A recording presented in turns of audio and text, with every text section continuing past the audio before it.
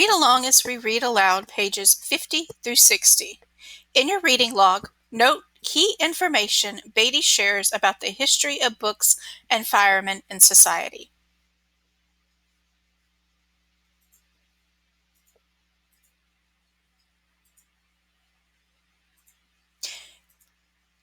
We're going to begin on page 50 where it says, Captain Beatty sat down in the most comfortable chair with a peaceful look on his ruddy face. He took time to prepare and light his brass pipe and puff out a great smoke cloud. Just thought I'd come by and see how the sick man is. How'd you guess? Beatty smiled his smile, which showed the candy pinkness of his gums and the tiny candy whiteness of his teeth. I've seen it all. You were going to call for a night off. Montag sat in bed. Well, said Beatty, take the night off. He examined his eternal matchbox, the lid of which said, Guaranteed, 1,000,000 lights in this igniter, and began to strike the chemical match abstractedly. Blow out, strike, blow out, strike. Speak a few words, blow out. He looked at the flame. He blew. He looked at the smoke. When will you be well? Tomorrow. The next day, maybe. First of the week? Beatty puffed his pipe. Every fireman, sooner or later, hits this. They only need understanding to know how the wheels run. Need to know the history of our profession. They don't feed it to rookies like they used to. It's a shame. Puff. Only fire chiefs remember it now. Puff. I'll let you in on it. Mildred fidgeted. Beatty took a full minute to settle himself in and think back for what he wanted to say. When did it all start, you ask, this job of ours? How did it come about? Where? When? Well, I'd say it really got started around about a thing called the Civil War, even though our rule book claims it was founded earlier. The fact is, we didn't get along well until photography came into its own. Then, motion pictures in the early 20th century, radio, television, things began to have mass. Montag sat in bed, not moving. And because they had mass, they became simpler, said Beatty. Once books appealed to a few people, here, there, everywhere. They could afford to be different. The world was roomy. But then the world got full of eyes and elbows and mouths. Double, triple, quadruple population. Films and radios, magazines, books leveled down to a sort of paste-pudding norm. Do you follow me? I think so. Beatty peered at the smoke pattern he had put out on the air. Picture it. 19th century man with his horses, dogs, carts, slow motion. Then in the 20th century, speed up your camera. Books cut shorter, condensations, digests, tabloids, everything boils down to the gag, the snap ending. Snap ending, Mildred nodded. Classics cut to fit 15-minute radio shows, then cut again to fill a 2-minute book column, winding up at last as a 10 or 12-line dictionary resume.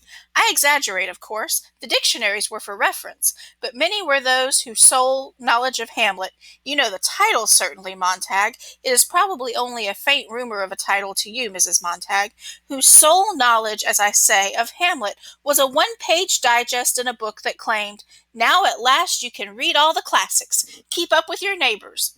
Do you see? Out of the nursery into the college and back to the nursery. There's your intellectual pattern for the past 5 centuries or more. Mildred arose and began to move around the room, picking things up and putting them down. Beatty ignored her and continued. Speed up the film, Montag. Quick. Click, pick, look, eye, now, flick, here, there, swift, pace, up, down, in, out, why, how, who, what, where, bang, smack, wallop, bing, bong, boom. Digest. Politics, 1 column, 2 sentences, a headline. Then in midair, all vanishes. Whirl man's mind around about so fast under the pipe-pumping hands of publishers, exploiters, broadcasters, that the centrifuge flings off all unnecessary, time-wasting thought. Mildred smoothed the bedclothes. Montag felt his heart jump and jump again as she patted his pillow.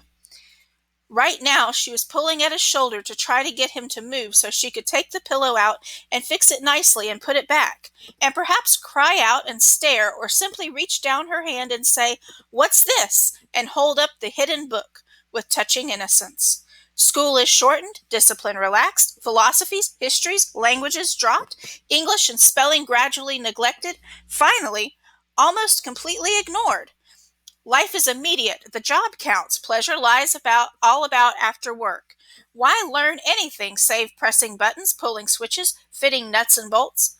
"Let me fix your pillow," said Mildred. "No," whispered Montag. "The zipper displaces the button, and a man lacks just that much time to think while dressing at dawn, a philosophical hour, and thus a melancholy hour." Mildred said, "Here, get away," said Montag. Life becomes one big pratfall, Montag. Everything bang, boff, and wow. "Wow," said Mildred, yanking at the pillow. "For God's sake, let me be," cried Montag, passionately. Beatty opened his eyes wide. Mildred's hand had frozen behind the pillow. Her fingers were tracing the book's outline, and as the shape became familiar, her face looked surprised and then stunned. Her mouth opened to ask a question. "Empty the theaters, save for clowns, and furnish the rooms with glass walls and pretty colors running up and down the walls like confetti, or blood, or sherry, or sauterne. You like baseball, don't you, Montag?" "Baseball's a fine game." Now Beatty was almost invisible, a voice somewhere behind a screen of smoke. "What's this?" asked Mildred, almost with delight. Montag heaved back against her arms. "What's this here?" "Sit down!" Montag shouted. She jumped away, her hands empty. "We're talking." Beatty went on as if nothing had happened. "You like bowling, don't you, Montag?" "Bowling, yes." "And golf?" "Golf is a fine game." "Basketball?" "A fine game." "Billiards, pool, football?" "Fine games, all of them." "More sports for everyone, group spirit, fun, and you don't have to think, eh?" Organize and super organize super sports. More cartoons and books, more pictures. The mind drinks less and less. Impatience. Highways full of crowds going somewhere, nowhere. The gasoline refugee. Towns turn into motels. People in nomadic surges from place to place, following the moon tides, living tonight in the room where you slept this noon and I the night before. Mildred went out of the room and slammed the door. The parlor aunts began to laugh at the parlor uncles. "Now let's take up the minorities in our civilization, shall we? Bigger the population, the more minorities. Don't step on the toes of the dog lovers, the cat lovers, doctors, lawyers, merchants, chiefs, Mormons, Baptists, Unitarians, second-generation Chinese, Swedes, Italians, Germans, Texans, Brooklynites, Irishmen, people from Oregon or Mexico. The people in this book, this play, this TV serial are not meant to represent any actual painters, cartographers, mechanics, anywhere. The bigger your market, Montag, the less you handle controversy. Remember that. All the minor minorities with their navels to be kept clean. Authors full of evil thoughts. Lock up your typewriters. They did. Magazines became a nice blend of vanilla tapioca. Books, so the snobbish critics said, were dishwasher. No wonder books stopped selling, the critics said. But the public, knowing what it wanted, spinning happily, let the comic books survive. And the three-dimensional sex magazines, of course. There you have it, Montag. It didn't come from the government down. There was no dictum, no declaration, no censorship to start with. No! Technology, mass exploitation, and minority pressure carried the trick, thank God. Today, thanks to them, you can stay happy all the time. You are allowed to read comics, the good old confessions, or trade journals. "Yes, but what about the firemen, then?" asked Montag. "Ah." Beatty leaned forward in the faint mist of smoke from his pipe. "What more easily explained and natural? With school turning out more runners, jumpers, racers, tinkerers, grabbers, snatchers, flyers, and swimmers, instead of examiners, critics, knowers, and imaginative creators, the word intellectual, of course, became the swear word it deserved to be. You always dread the unfamiliar. Surely you remember the boy in your school class who was exceptionally bright, did most of the talking and answering while the others sat like so many leaden idols hating him. And wasn't it this bright boy you selected for beatings and tortures after hours? Of course it was. We must all be alike. Not everyone born free and equal, as the Constitution says, but everyone made equal. Each man the image of every other. Then all are happy, for there are no mountains to make them cower, to judge themselves against. So, a book is a loaded gun in the house next door. Burn it. Take the shot from the weapon. Breach man's mind. Who knows who might be the target of the well-read man? Me? I won't stomach them for a minute. And so when the houses were finally fireproofed completely, all over the world, you were correct in your assumption the other night, there was no longer need of firemen for the old purposes. They were given the new job as custodians of our peace of mind, the focus of our understandable and rightful dread of being inferior, official censors, judges, and executors. That's you, Montag, and that's me. The door to the parlor opened, and Mildred stood there looking in at them, looking at Beatty and then at Montag. Behind her, the walls of the room were flooded with green and yellow and orange fireworks, sizzling and bursting to some music composed almost completely of trap drums, tom-toms, and cymbals. Her mouth moved and she was saying something, but the sound covered it. Beatty knocked his pipe into the palm of his pink hand, studied the ashes as if they were a symbol to be diagnosed, and searched for meaning. You must understand that our civilization is so vast that we can't have our minorities upset. Ask yourself, what do we want in this country above all? People want to be happy, isn't that right? Haven't you heard it all your life? I want to be happy, people say. Well, aren't they? Don't we keep them moving? Don't we give them fun? That's all we live for, isn't it? For pleasure, for titillation? And you must admit our culture provides plenty of those. Yes. Montag could lip-read what Mildred was saying in the doorway. He tried not to look at her mouth, because then Beatty might turn and read what was there, too. Colored people don't like Little Black Sambo. Burn it. White people don't feel good about Uncle Tom's Cabin. Burn it. Someone's written a book on tobacco and cancer of the lungs. The cigarette people are weeping. Burn the book. Serenity, Montag. Peace, Montag. Take your fight outside. Better yet, into the incinerator. Funerals are unhappy and pagan. Eliminate them too. 5 minutes after a person is dead, he's on his way to the big flu. The incinerator serviced by helicopters all over the country.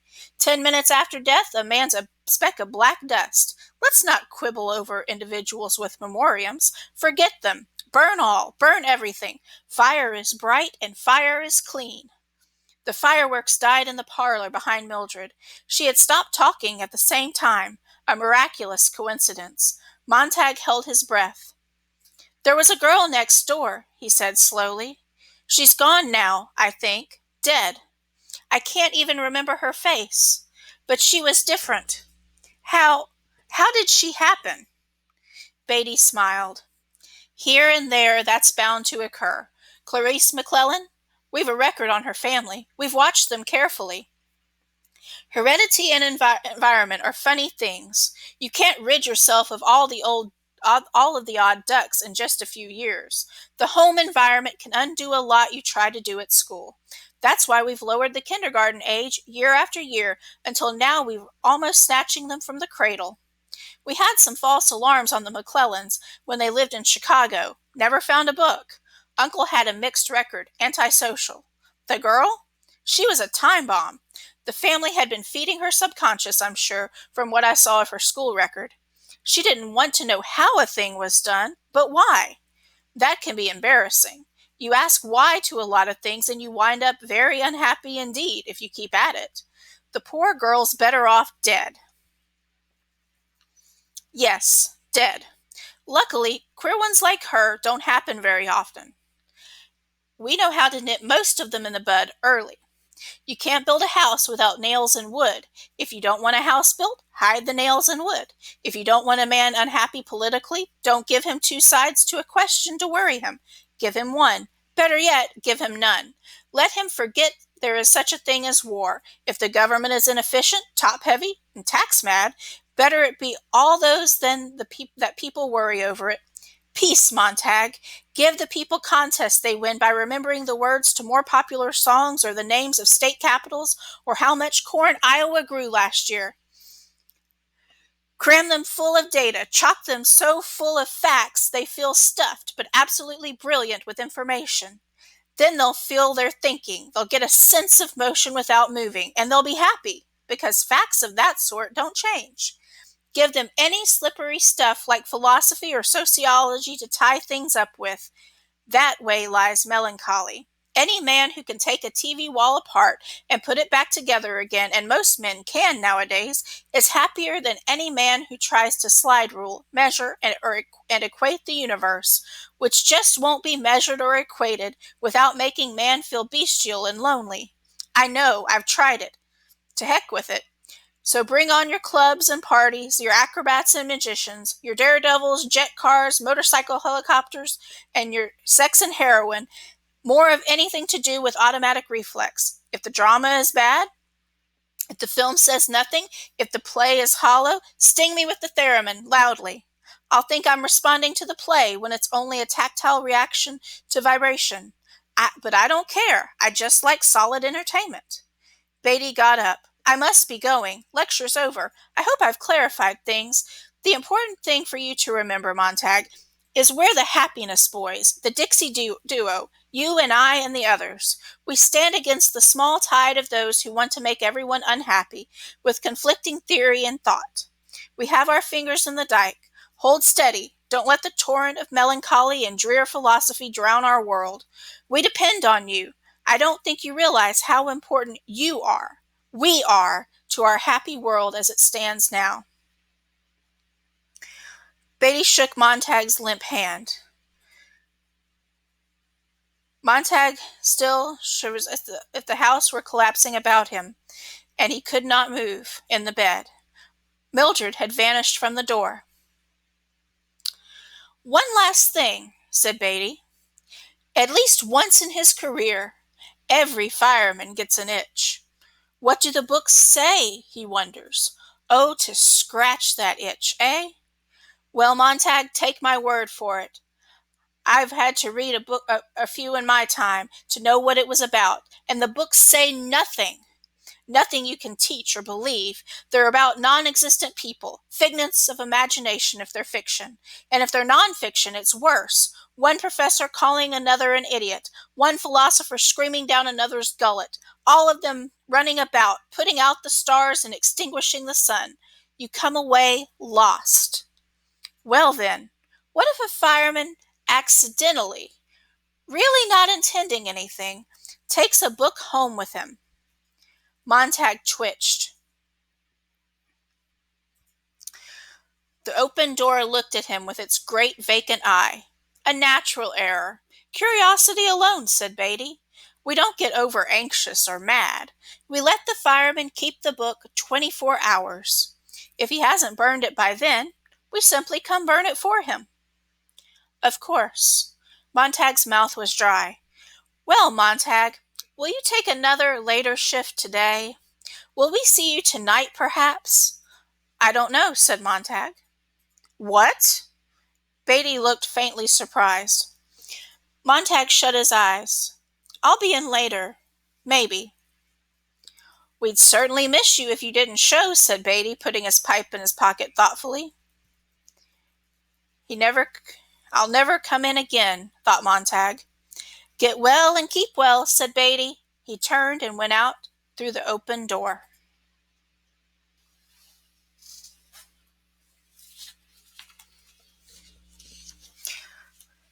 So now what I want you to do is open your split-page notes handout to paraphrase Beatty's speech.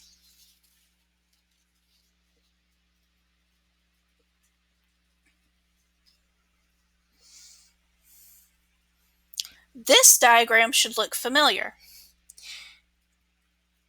Beatty's argument in this section of the text is similar to the argument we make as writers when we write a paragraph for an analysis essay.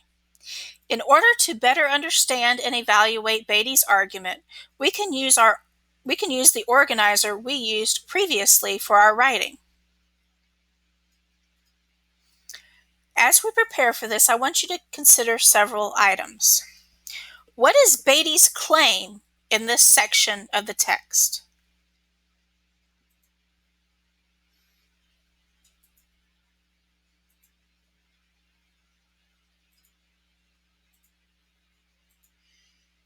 Now I want you to record Beatty's claim in your reading log.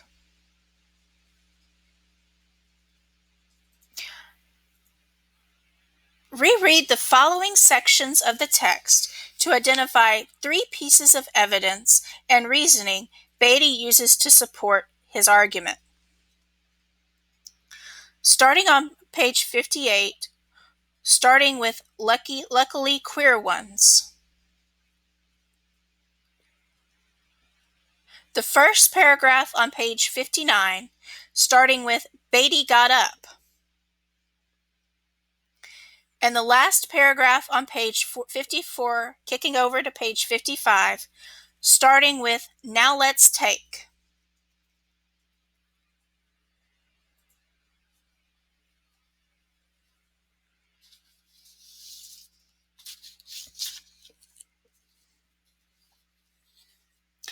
I need a student volunteer to read aloud the excerpt on the slide.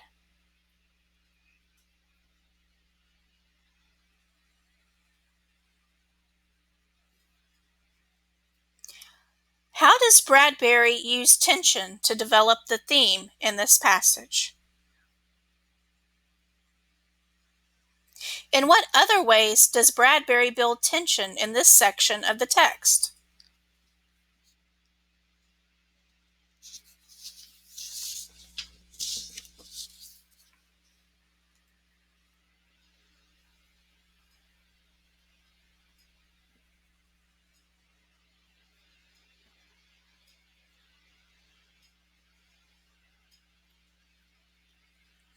Now, use that last question that we saw on the previous slide.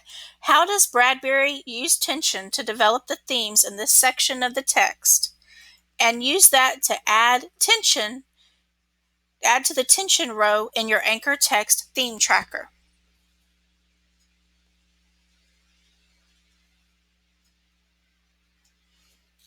For homework, you are going to read pages 60 through 65 in Fahrenheit 451 by Ray Bradbury. That will take you to the end of part 1. Then you're going to respond to the following in your reading log. What claim does Montag try to make in his conversation with Millie? Why is this claim ineffective in convincing Millie? For your homework, you will need Fahrenheit 451 by Ray Bradbury and your reading log that was posted back in Lesson 1. This assignment is also posted in this lesson's Google Classroom post. Congratulations! You have now completed Lesson 14 of the Fahrenheit 451 unit. In this lesson, you learned Beatty knows Montag is struggling with his role in society, and he tries to persuade Montag to fall back in line. You also analyzed a character's argument, irony, and structure in a literary text.